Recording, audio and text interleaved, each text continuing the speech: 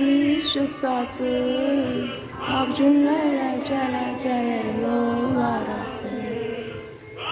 Qanın qaranlıq işıq saçır, ağ günlərlə gələcək yollar açır. Sən həyatım, qolum qanadım, şöhrətim şanım, Azərbaycan.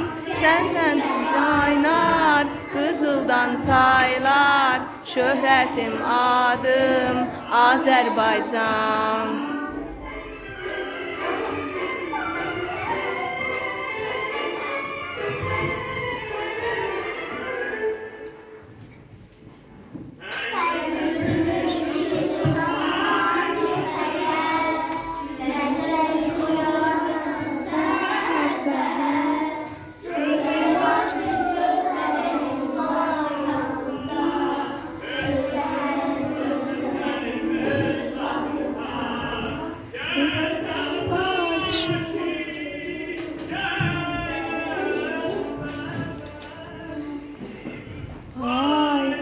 Paytaxtımsan, öz şəhərim, öz zəfərim, öz baxtımsan.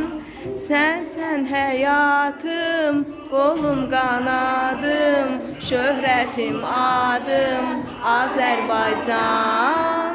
Qəlbimdə qaynar, qızıldan çaylar, şöhrətim adım, Azərbaycan.